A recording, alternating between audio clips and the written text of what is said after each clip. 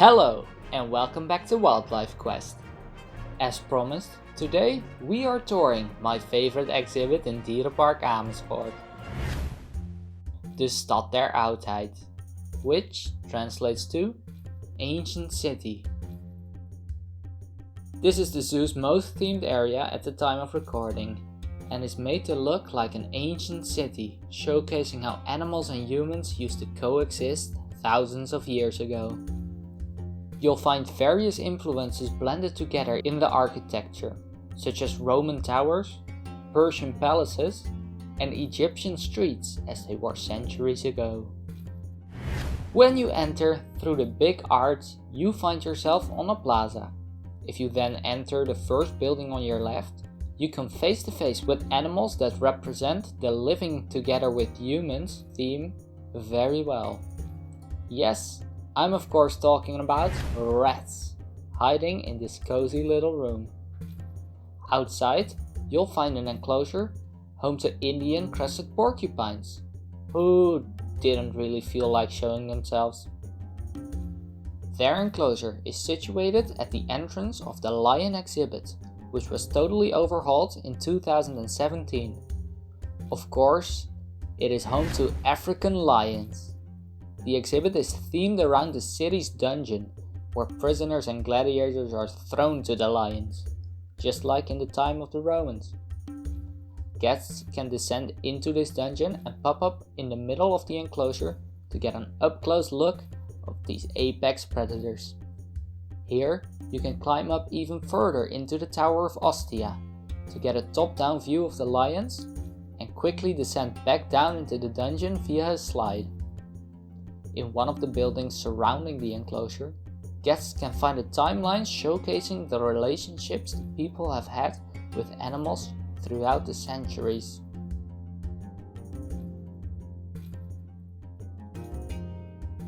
Next, our journey through the city leads us to the palace of Persian King Darius. Here you'll find two aviaries.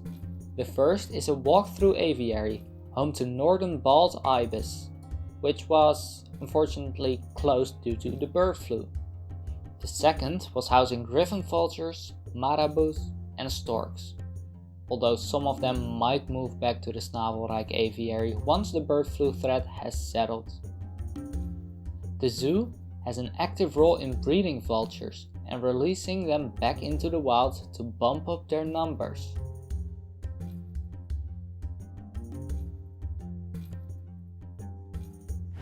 Surrounding the king's throne room is an enclosure featuring his prized possessions, the Siberian tiger. And if they're a no-show, be sure to check around the outside of the city, where there are multiple viewing areas which might bring better luck. Back in the day, exotic animals like tigers were something rulers liked to keep around to show their importance, wealth and power. Luckily, that's not the case anymore today.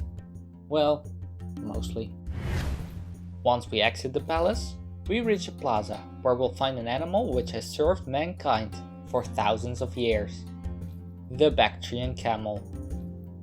They are basically unrivaled as pack animals, so it's not that surprising that they have played huge roles across the Asian continent in history. Now, when it comes to camelids, you should know that the Bactrian camel has 2 humps and the dromedary has 1. Now, what is stored in those humps? No, it's not water. It's fat, which they will use when food is scarce. Next is a small building where we see what is lurking in the city's waterways. Dwarf crocodiles. Known as the smallest species of crocodile, they are originally found in Western Africa. Crocodiles have been on this earth far longer than humans have, and have thus shared a long history with us, from ruthless killers to Egyptian gods to a source of leather, and also pets. Besides the crocs, the water is also home to tons of colorful fish. Outside of the croc building is the city's farm, home to miniature donkeys and black-headed Persian sheep. Next to this, you can wander through the city's alleys, with the odd slide thrown in there, and some ambient village noises playing. Here you'll find multiple reptile enclosures, home to North African spiny-tailed lizard and Nile monitors. These monitors look pretty cool, but they are some of the worst to keep as a pet due to their eventual size and aggression. These thoughtless purchases might be the cause of its current status as an invasive species in Florida, endangering local wildlife. Further along is a building you can enter, which is home to Egyptian fruit bats, but it was unfortunately too dark to film in there, despite the faux torches. When you exit the dark building, there are a few small viewing windows for a Cairo spiny mouse enclosure. Rounding off our visit to the ancient city is a Hamadryas baboon enclosure, which spans across multiple islands on the right side of the city, although they all felt like gathering on one island. We've taken an extensive look at these monkeys before in the impressive Wildlands exhibit, but we haven't really talked about their relationship with humans. They have coexisted with our ancestors for many millions of years. The baboon was revered in ancient Egyptian culture, being admired for its intelligence, and because certain behaviors that they perform were seen as worshipping the sun. Thoth, the Egyptian god of the moon, writing, magic, and wisdom, was then often represented as a baboon. And with that, we end our tour of the Stad der Oudheid at Dierenpark Amersfoort.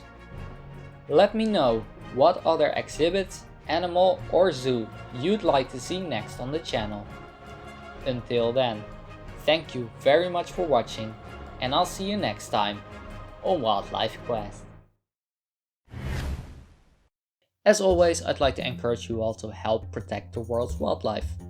There's always something you can do to help, from donating to just spreading the words. Today, I'd like to highlight an organization which the Zoo's Wildlife Fund also supports. We've seen how people have lived with animals in the past, and that in most cases, we should try to do better. Game Rangers International is an organization in Zambia which works to empower rangers and local communities to conserve nature. This includes projects to decrease human-wildlife conflict with lions, which often leads to the animal's death. You can help them by donating, buying from their shop, fundraising, adopting an animal, and of course, spreading the word. Again, thank you so much for watching. See ya.